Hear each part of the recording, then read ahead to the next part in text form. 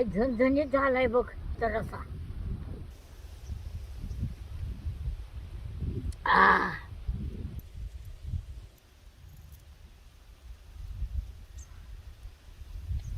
Photo टाकायचे, उकळी येऊन द्यायची.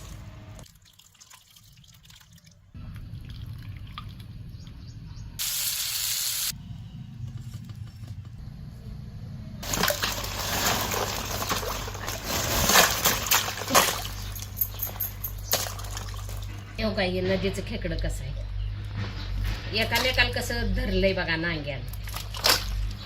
ताजं एकदम खेकडा आहेत बघा. तर आज तुम्हाला वारणच खेकडं आणले की त्याचं आज मी तुम्हाला कोरड्यास करून दावणार. काळ्या पाटीचं हिन कुठं वड्याला हिरीला असं खेकडं तांबडं असते ते, आणि नदीचाच खेकडा असा काळा असतो. या का नाही काढायचं हे गाई का नाही. आता मांद काढून घ्यायचं, की काढून घेतलं ही नीट खेकडा असा करायचा हे गाई असा. ही पाक असं का नाही, पाक असं घाण काढून घ्यायची. नाहीतर कालवणात का नाही अजिबात ही सळ होत नाही, कडवाट लागतं. हे असं पाक असं काढून घ्यायचं. महिन्यातनं का नाही एकदा की ना खेकड्याचं कोरड्यास करून खायचं. कोरड्यास करावं, कढी करावी, म्हणजे सर्दी येत नाही, ताप येत नाही, काय कणकण येत नाही, काही सुद्धा होत नाही खेकड्याचं कोरड्यास खाल्लं की. आता ही मोठं नांग एका साईडला काढल्यात आणि ही बारकं नांग. ही बारकं नांग आहेत का नाही, ही बारीक पाट्यावर वाटून घ्यायचं. ही मोठं नांग आहेत का नाही, ज्या वेळेला आपण कढी करतोय त्यावेळेला ही त्यात सोडायचं, म्हणजे फोडून खायला चांगलं येतात. नाहीतर आर पडल्यावर त्या आरात सुद्धा भाजून खाल्ला तरी पण चालतंय. हे आता पोट काढल्यात बघा त्याची. अजून हे स्वच्छ करून घ्यायचं आहे. मांद काढायला टोपणं ठेवलंय ते.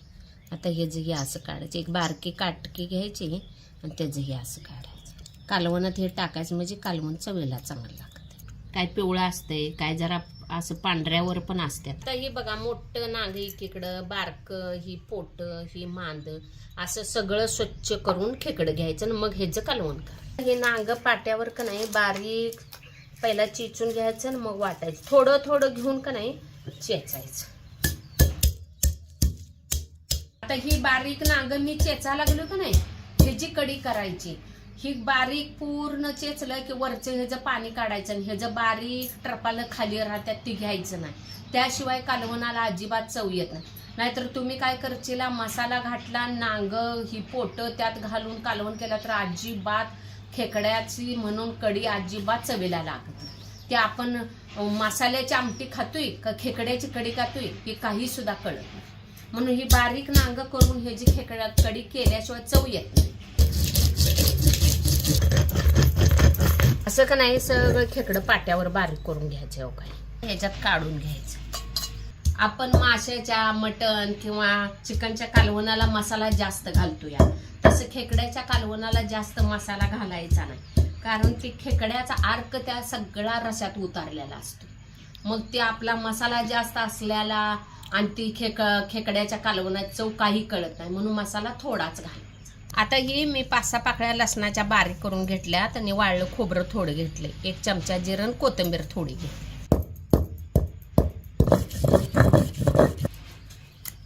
कढीचं पाणी काढायचं आपण, खाली गाळ राहतून वरच असं ओतून काढायचं.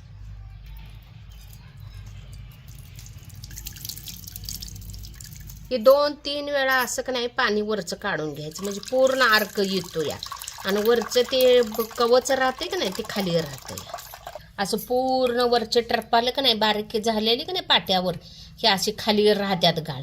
हे घ्यायचे नाही. ती खेकडं मगाशी आणलं, निवडायला लागलोय तोपर्यंत घरातल्या पोरांनी मासं पण आणलं आणि खेकड्याची पण कढी कालवण कर म्हणाल्यात आणि मासं पण तळून दे म्हणाल्या. म्हणून हे आता राहू मासा यासनी तळून देतो. आता पहिला खेकड्याचं कालवण फोडणी टाकतो आणि मग मासा तळतो. 1.5 पळी तेल ओतायचं. तेल गरम झालंय. हे आमचं लाल कोल्हापूर तिखट 1 पळी घालायची, ते 1.5 पळी घालायची.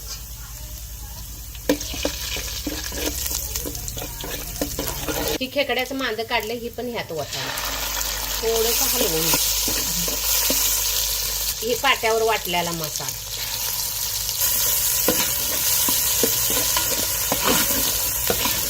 तेलात मसाला चांगला भाजलाय. आमचं तेल कसं सुटलंय. कड्याच्या अर्काचं पाणी आता ह्यात ओतायचं.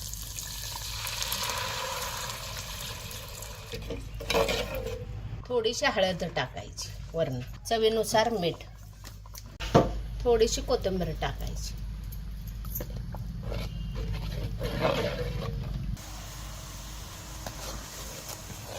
आता खळखळून चांगली ह्याला उकळी येऊन द्यायची. उकळी आल्याशिवाय का नाही ह्याच्यात नांगणी खेकड्याची पोटं टाकायची नाही. ती नाही त्याच्या अगोदर टाकलं का नाही कालवण बिघाडते, चव पण लागत नाही. म्हणून खळखळून उकळी येऊन द्यायची ना मगच टाकायचं. ही खळखळून कशी उकळी आल्या बघा. आता ह्याच्यात का नाही नांगटा पहिला टाकून खेकड्याची पोटं टाकायची. चांगल्याला एक 10 मिनिटं शिजवून द्यायचं, म्हणजे चांगलं आतपर्यंत चांगलं शिजते. त्याचं कालवण कसं झणझणीत लाल भडक झालंय का नाही. बघितल्या तोंडाला पाणी सुटलं का नाही. असंही झणझणीत खेकड्याचं कालवण, मटण, चिकन, मास तुम्हाला जर खाऊ वाटलं का नाही तर पटकन का नाही आमचा कोल्हापुरी कांदा लसूण मसाला मागवा आणि असं झणझणीत कालवण लगेच करून खावा तुम्ही. अशा आमच्या मसाल्यानं तुम्ही कालवण केला का नाही हॉटेलला जायची गरज पण पडत नाही. एवढं घरच्या घरी कालवण चांगलं होतं, झणझणीत होतं. मी आता त्याचा का नाही नंबर दिलाय, त्याच्यावर तुम्ही मेसेज केला तरी पण चालतंय. घरपोच आहे ती सेवा. दही बैठलं का कसं झालं लाल भडक झणझणीत कालवण.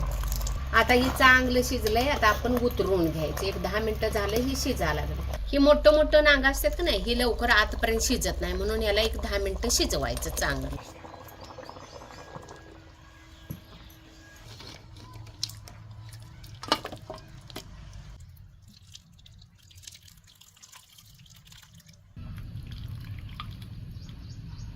हे राहू मासा आहे, ह्याच्यावर जरा लिंबू पिळून घ्यायचं. थोडंसं मीठ टाकायचं वरून. ते सगळं मिक्स करून घ्यायचं. तर थोडीशी आलं लसणाची पेस्ट टाकायची ह्याच्यावर. घरगुती आमचा माशाचा मसाला 1 चमचा टाकायचा ह्याच्यावर. आता ह्याला सगळं व्यवस्थित लावून घ्यायचं. हे बघा व्यवस्थित लावलं. याला एक 10 मिनिटं झाकून ठेवायचं, म्हणजे ह्याच्यात मुरतोय मासा. मासे तळायला थोडंसं तेल टाकायचं.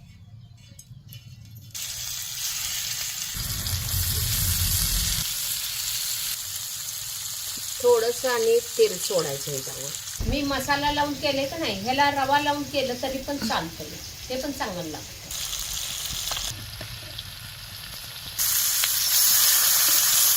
व्यवस्थित भाजल्यात काढून घेऊया.